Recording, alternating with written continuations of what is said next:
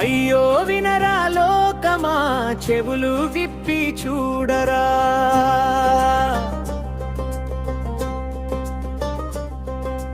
రాంచి నేలలో పుట్టినోడు, భారత గర్వమై ఎదిగినోడు.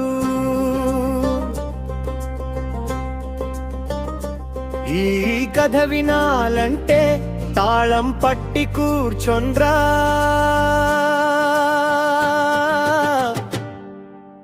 దెన్ పోస్ సాధారణ తల్లిదండ్రులు ఇంట పుట్టడు. కష్టమంటే ఏమిటో చిన్ననాడే నేర్చుకున్నాడు. అమ్మ నేర్పిన ఓర్పు, నాన్న చూపిన నిబద్ధత బాల్యంలోనే విత్తనమై గొప్పతనంగా మారే కదా. రాంచి మట్టిలో ఆడినోడు, బంతితోనే కలలు కన్నాడు.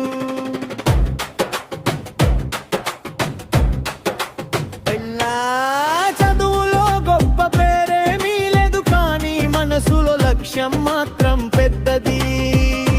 రైల్వే ఉద్యోగం చేతిలో పెట్టుకుని దేశ జెండా గుండెల్లో దాచుకున్నాడు. టికెట్ కౌంటర్ వెనుక నిలబడి సమయానికి విలువ నేర్చుకున్నాడు. ఆ క్రమశిక్షణే తరువాత క్రికెట్లో ఆయుధమైంది.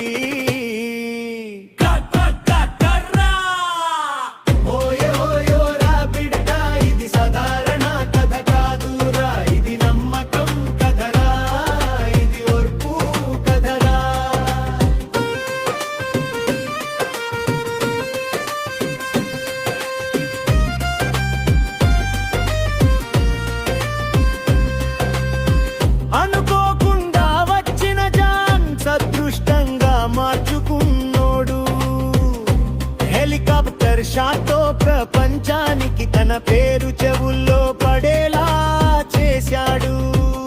నంబర్ 7లో నిశ్శబ్దమే, కానీ ఫలితం మాత్రం గర్జనే.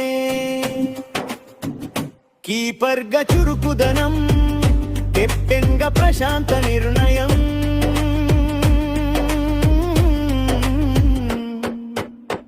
టీ20 వరల్డ్ కప్ గెలిపించాడు. వన్డే వరల్డ్ కప్ మోపించాడు. ఛాంపియన్స్ ట్రోఫీ తెచ్చాడు.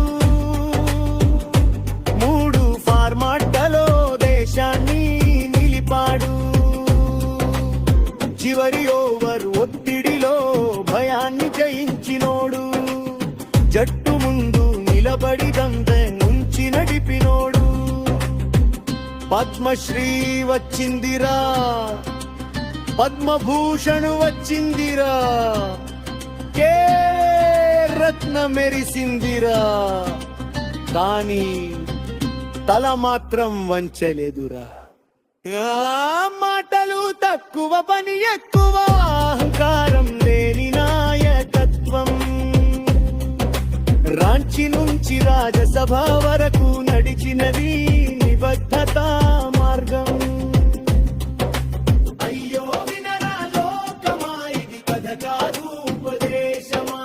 కష్టపడితే కల నిజమవుతుంది, చూపినోడే ధోనీరా. ధోనీ ధోనీ, భారత గర్వం ధోనీ. ఒక ఆటగాడు కాదురా, ఒక జీవితం చెప్పే కథరా.